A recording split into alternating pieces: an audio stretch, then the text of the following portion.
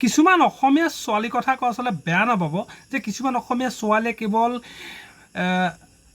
মানে বিয়া হোৱাৰ আগত ল'ৰাটো কিমান টকা আছে, কেইখন গাড়ী আছে, মানে অকল বেংক বেলেঞ্চটো চাই সেই ল'ৰাটোৰ লগত যে বিয়া হৈ এখন সংসাৰ কৰিব পাৰিম নে নোৱাৰিম সেইটো কথা কিন্তু কেতিয়াও ভাবি নাচায়। তাৰ ফলত বহু ছোৱালীয়ে বিয়া হোৱাৰ পিছত কিন্তু আকৌ ঘৰলৈ উভতি আহিবলগীয়া হয় বা আত্মহত্যাৰ দৰে পথ বাছি ল'বলগীয়া হয়। আমাৰ হাতত এনেকুৱা এটা ভিডিঅ' আহি পৰিছে য'ত নেকি এজনী অসমীয়া ছোৱালীয়ে অনা অসমীয়া এজন ল'ৰালৈ বিয়া হৈ আছিলে। কি অৱস্থা হৈছে আপোনালোকে চাই লওক। মই হিমাদ্ৰী পূজাৰী। মই 2005ত খান্তিলেৰিঙৰ হানৰ খানৰ লগত বিয়া হৈছিলো।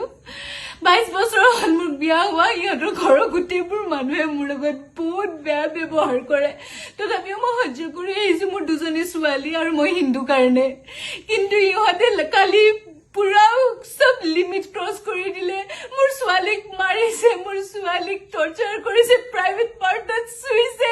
কিন্তু মোৰ ওচৰত চিচিটিভি ফুটেজ নাই, ইহঁতে চবে কেমেৰা লৈ লৈ ঘূৰে। এইটো কাৰণে মই ন্যায় নাপাওঁ, এইটো কাৰণে মই ন্যায় নাপাওঁ। মই হিমাদ্ৰী পূজাৰী, মই অসমৰ ছোৱালী। এমপিৰ পৰা ইহঁতে এইবোৰ কৰি আছে। চাওক বাইদেউ, আপোনাক এটা কথা কওঁ, আপুনি বেয়া নাপাব। যিমান যত হৈছে নহয় কেৱল আপোনাৰ কাৰণে হৈছে। অসমত আৰু আপুনি অসমীয়া ল'ৰা এজন বিচাৰি নাপালে।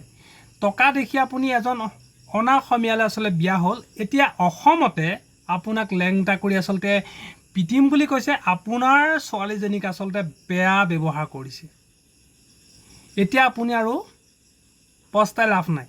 এতিয়া আপুনি সেইজন মানুহক এৰি দিয়ক যিজনে নেকি নাৰীক আচলতে সন্মান কৰিব নাজানে। সকলো ছোৱালীয়ে, অসমীয়া ছোৱালীয়ে আচলতে বিয়া হোৱাৰ আগত অকল পইচা থাকিলেই নহ'ব, সেই ল'ৰাজনৰ আচলতে চৰিত্ৰটো চাওক যে সেই ল'ৰাজনৰ লগত মই থাকিব পাৰিম নে নোৱাৰিম, মোৰ সংসাৰখন ভালে থাকিবনে নাই।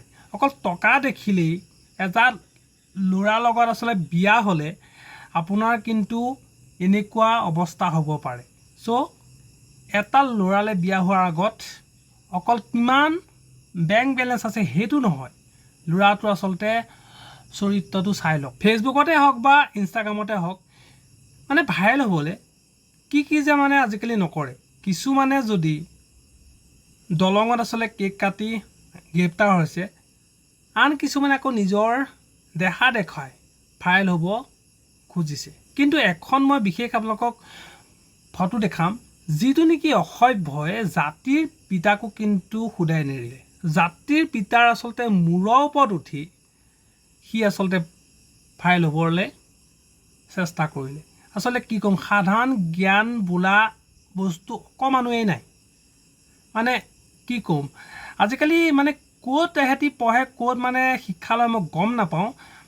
মানে একোৱেই নাই মূৰটোত, ক'ত কেনেকৈ কি কৰিব লাগে, কি কৰিব নালাগে সেইকণ আচলতে সাধাৰণ জ্ঞানো নাই ইহঁতৰ মূৰত। সাধাৰণ জ্ঞান অকণমান যদি থকা হ'লে নিশ্চয় মহাত্মা গান্ধীৰ মূৰ্তি আচলতে মূৰৰ ওপৰত উঠি এনেকৈ কিন্তু ইনষ্টাগ্ৰামত ভাইৰেল হ'বলৈ সহজ পথ বাছি নলয়। আচলতে কি ক'ম, আজিকালি মানুহৰ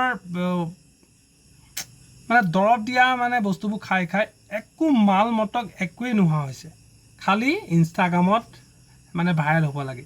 আচলতে এইবিলাক মানুহক আচলতে কি কৰিব লাগে আপোনালোকে কওকচোন।